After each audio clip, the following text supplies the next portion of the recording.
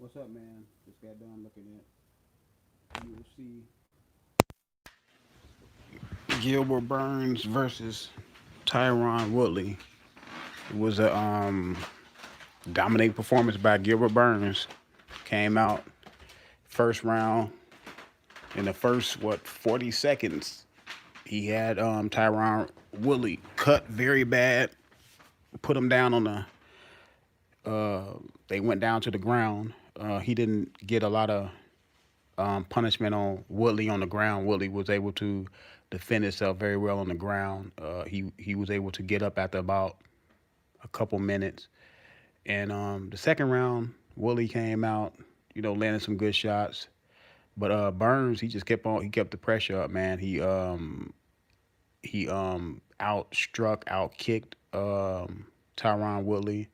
Tyron Woodley just looked. He looked sharp in his movement, but he didn't look explosive like he used to. Tyron Woodley is 38 years old now. His last fight was against Usman. We all know when he got dominated versus Usman, when Usman won the welterweight title off of him, and that was 15 months ago. One thing about fighting, man, you can't be out the ring, for a long, long period of time if you want to keep your rhythm in your you know what I'm saying, your rhythm, especially in something like MMA, because it's so many things that you have to work on. You have to work on your striking, your wrestling, your submissions, kicks, and then you got to defend all those things. So you got to constantly, be working on your craft and constantly fighting. It was just a dominating performance. Now Tyron Woodley got dominated 2 fights in a row, one by Usman and Gilbert Burns. That's my first time ever seeing Gilbert Burns fight. To be honest with you, so I was just trying to get a good read on him. He can fight. He can strike. He can grapple. He almost had Tyron Woodley in the submission headlock. He can. It looked like he's really good on the ground. And he's in the same stable as Kamar Usman. He said he will fight Kamar Usman. He said he don't care that they're in the same gym. Sometimes when the guys in the same gym in the same weight class in UFC, a lot of times, sometimes they don't fight each other. So, and this is like an agreement that they don't fight each other. But people like Rashad Evans and John Jones fought each other. They were, in the same stable. I believe, but I believe Rashad Evans had left, right when they were talking about, fighting each other. I think he had left already. But yeah, man, the welterweight division in UFC is hot, man. You got Jorge Masvidal, who beat Nate Diaz. I guess they're gonna run that back. You got Conor McGregor flirting with the 170-pound division. He said he will stay up there. They say right now he's trying to fight Anderson Silva at a catch weight or whatever. Okay, I'm not really interested in seeing Anderson Silva fight a significant fight. Anderson Silva had his day. You know what I'm saying? He had his time. I just think, what I'm saying. I think Anderson Silva, the the really competitive days, are probably behind them. But I mean, you never know in UFC, man. UFC, because guys can lose in so many different ways.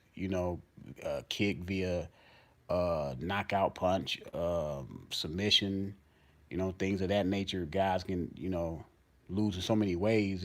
It's hard to really write off a fighter that can fight like Anderson Silva. You know what I'm saying? He does know his way around the ring, around the octagon. You know what I'm saying? If he comes in, with the right mindset, stamina and all that stuff, who knows? You know what I'm saying? So we know it. Anderson Silva at his best will beat Conor McGregor, because Conor McGregor is a stand-up fighter, and Anderson Silva hands to me are much better than Conor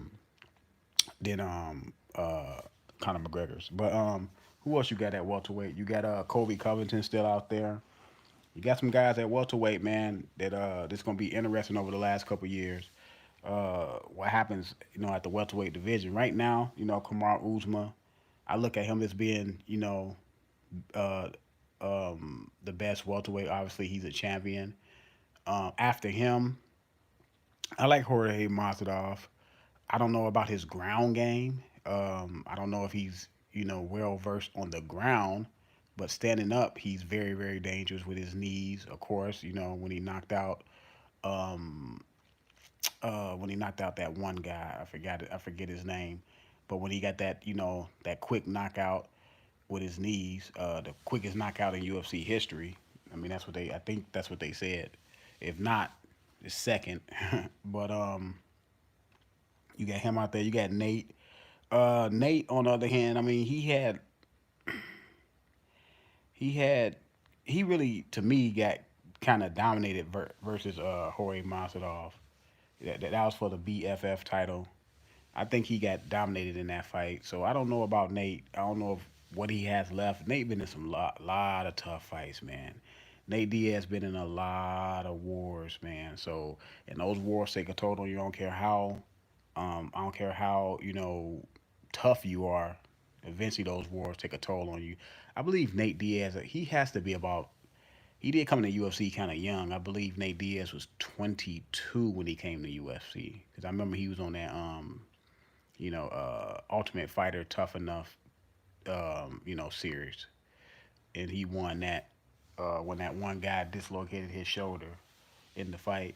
But yeah, so he's been around for a long time, and like I said, been in a lot of tough fights, man. Who else? I would say, oh, Kobe Covington is still a threat, man. He had a tough fight versus Kamar Uzma. Got his jaw broke in the fight. I believe they said his jaw was broken, and he kept fighting. So he's another tough guy, welterweight. And the UFC always got somebody coming up that you don't even know about. So we'll see, man. But I don't know. Tyron Woodley has two back-to-back bad losses. Non-competitive losses. That was two. And he's 38 years old. Like I said, I'm not gonna write him off just yet. But Tyron Woodley, he raps, he commentates, he does other things, and maybe his mind, and maybe he got one foot out the door, and he probably want to do something else. But let me know what y'all think, man, and let me know what y'all think. Who y'all think is the best welterweight in the UFC besides not named Kamar Uzma. All right, man, I'm out.